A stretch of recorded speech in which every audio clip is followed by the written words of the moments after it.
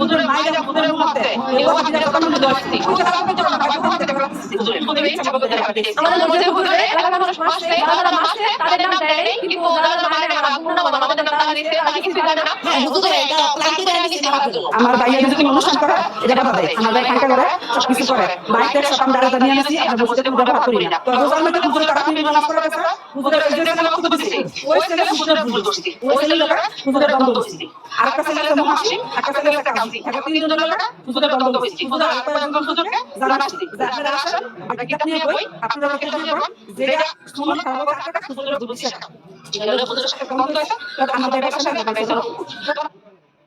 ভাই রইসুদ্দিন কি দোষ করছিল? সে সুন্নি উলামা ইকরাম ছিল, সে সুন্নি আকীদা ছিল। ভাই আকীদা কত দ্বন্দ্ব থাকতেই পারে।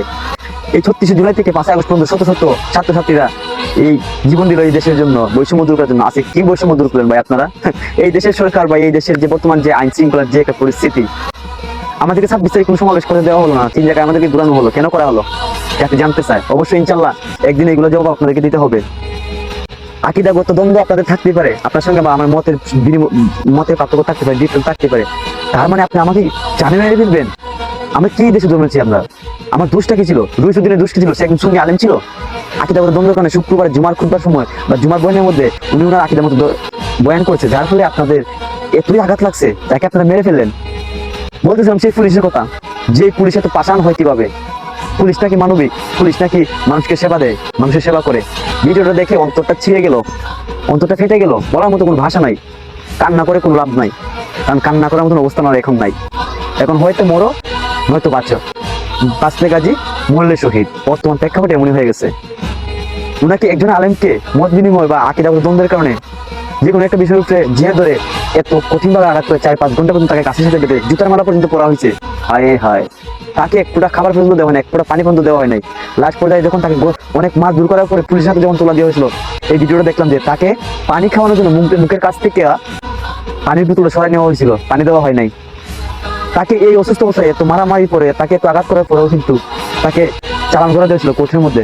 তারপরে সেই ভাইটা আমাদের শহীদ হয়ে গেল। আপনাদেরকে এই জবাব দিতে একদিন করতে হবে, হাসরের ময়দানে নয়তো এই পারেই।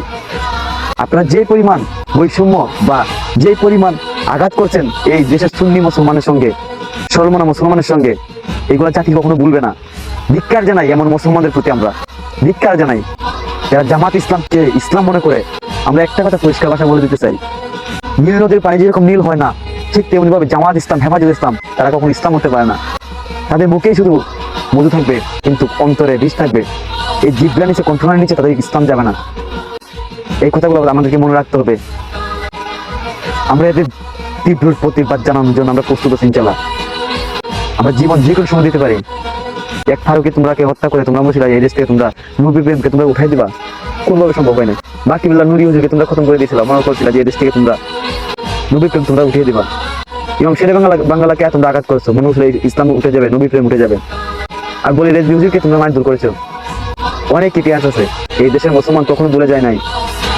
তোমাদের মাথা কোথায় নষ্ট করছে, তোমাদের চুলকানি কোথায় আমরা জানি। কারণ এই দেশের সলমনা সুন্নি মুসলমান, যারা সুফিবাদী ইসলাম, যারা শান্তপ্রিয় মুসলমান, তারা এক হয়ে গেছে।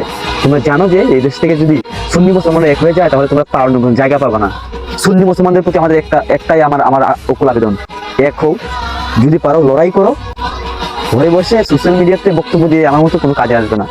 মাঠে নামো, টাক দাও, যদি সম্ভব হয় ইনশাল্লাহ দেখা হবে রাজপথে। যদি মরে যাই হাসরের ময়দানে, আর বেঁচে ফিরে আবার দেখা হবে ইনশাল্লাহ। যে কোনো সময় জীবন দিতে প্রস্তুত আমরা। তোমরা মনে করছো ইসলামটাকে এরকম ভাবে তোমরা ধুলাই মিশিয়ে দিবা? সম্ভব হবে না এটা। ইসলাম তো জিন্দা হুতা है यार কারবালা কি সাথ। তোমরা এগুলো ভুলে গেছো। আমরা ইমাম হুসাইনের জীবনের বিনিময়ে, রক্তের বিনিময়ে আমরা ইসলাম পাইছি। এই ইসলামকে তোমরা এত সহজে বুঝতে পারবে না। তো তুমি কি ইসলাম মানুষকে শিখাচ্ছ? এটা কোন ইসলাম আমার ঠিক বুঝে আসে না। যে ইসলাম মানুষের জীবন কেড়ে নেয় সেটা ইসলাম কখনো হতে পারে না। যে ইসলাম মানুষকে শান্তি দিতে পারে, হেদায়েতে নূর ঢুকাতে পারে, তারাই প্রকৃত ইসলাম। আমাদেরকে ইসলাম শিখে দেয় না।